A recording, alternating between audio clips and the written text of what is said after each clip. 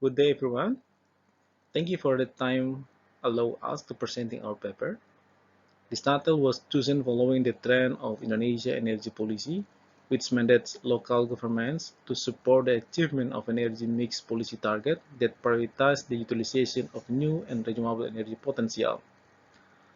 I here represent from four other colleagues as the author of this paper.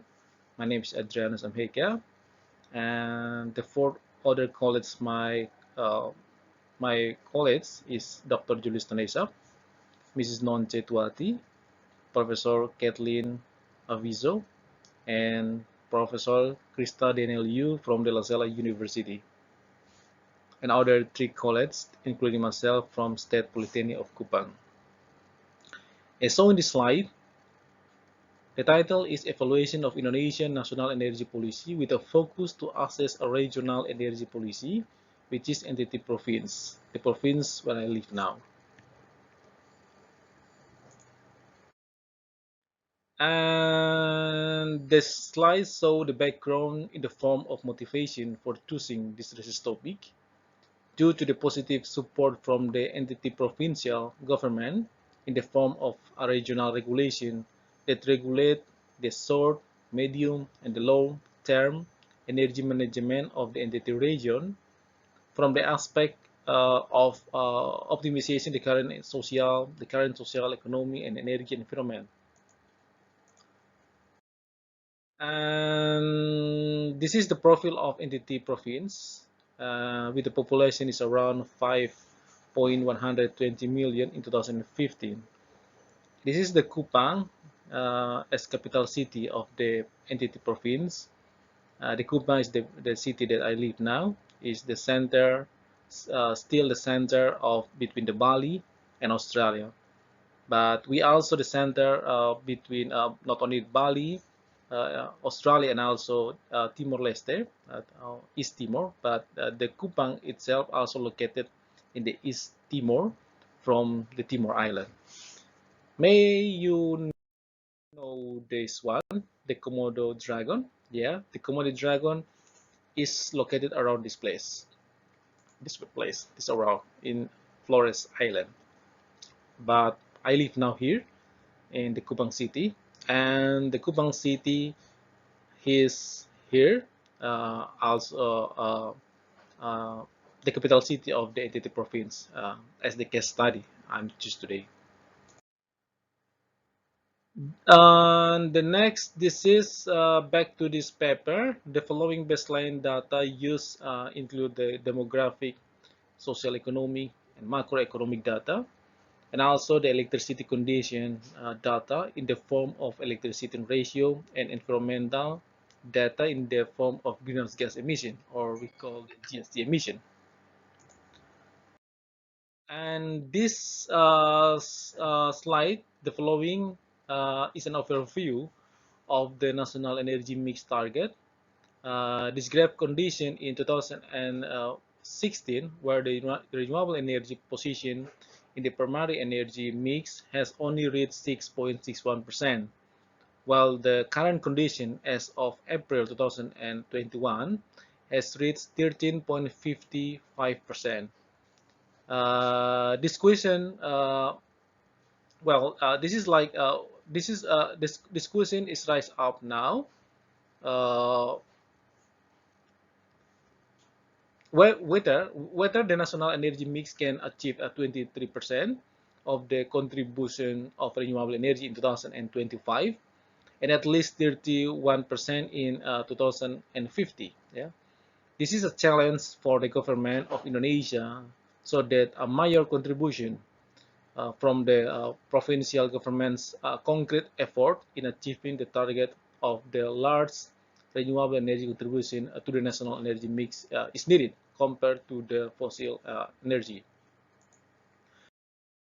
And the slide show the following the, uh, the indicators for the data entered in the data panel as a baseline data, sorry, as the baseline data in the form of data on socioeconomic indicators, energy indicators, and environmental indicators. The data period is the last 3 to 5 years when the simulation is run. As you saw, this is for the energy indicators. We taken for the best year, for the baseline year is 2015, but the social economy indicator is 5 years back from 2015, while the environmental indicator just 2 years back from the business baseline data 2015, which is 2013, 2014. And here the model framework in the simulation data panel, which include the four main panel and order relation panel in here. And the four panels are is that K assumption and the resources, and also the transformation and the demand sector. And the sectors are aggregated into the five main sectors: industry, transportation, household, commercial, and others. And the other sector itself, including trans infrastructures and building sectors, and also the service sector and etc. And here the model structure, the following the model structure, and detail we saw in the next slide. Here the model structure itself.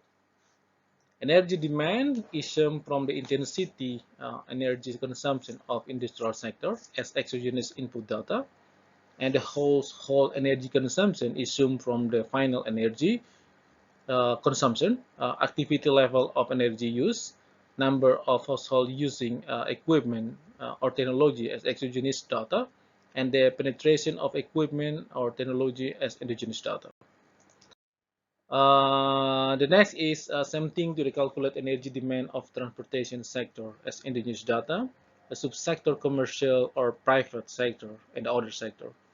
And for the CO2 emission as endogenous data is calculated taken from the emission factor of primary energy which is consumed to produce electricity from technology. And EP is technology efficiency exogenous data, and P is power outputs are required as exogenous data as well. As a result, you can see in the graph here, the renewable energy of the entity province in 2025 is 24%, and the 2050 is 39%, where the upward trend is stable at the optimal range of 15%. This indicates that the socioeconomic, macroeconomic, and greenhouse gas emission condition of the entity province has a space to optimize as well as possible in achieving the potential management and use of renewable energy. So in this case, the spirit of the national energy policy goal is achieved actually, namely minimizing the use of petroleum, maximizing the use of renewable energy, and optimizing the use of natural gas. And if there is still insufficient energy demand, then the call will support it because the potential is still quite large in Indonesia. And the result of this simulation also show the potential of qualified natural resource in entity province in terms of exciting natural gas and coal. Okay, and the next slide is the final demand slide. Just the final energy demand is mostly absorbed by the transportation sectors. And you can see here, this one, the transport sectors.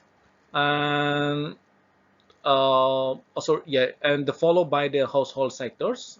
This one, this color, while the lowest is industrial sector, the yellow color. This is important in the future if the entity provincial government want to achieve the regional GDP from the industrial side. It is necessary to have strategic and concrete policy in spurring investment in stimulating the industrial sector rise days by days. Okay, and this one, as consequences, the GSG emission can be well controlled in line with the large demand of electricity from the household sectors, especially electricity so that greenhouse gas emissions are still contributing greatly from the power plant sector. There is more than 50% of entities' total greenhouse gas emission. And where the most optimal conditions are the year between 2030 and 2040, where the emission reduction can reach 15%. And the conclusion, the condition of economic, social, and environmental structure itself, including the greenhouse gas emission of entity, entity profit, has the potential to be optimized in this case globally, also support to the achieve of SDGs number 7 on the regional side of Indonesia.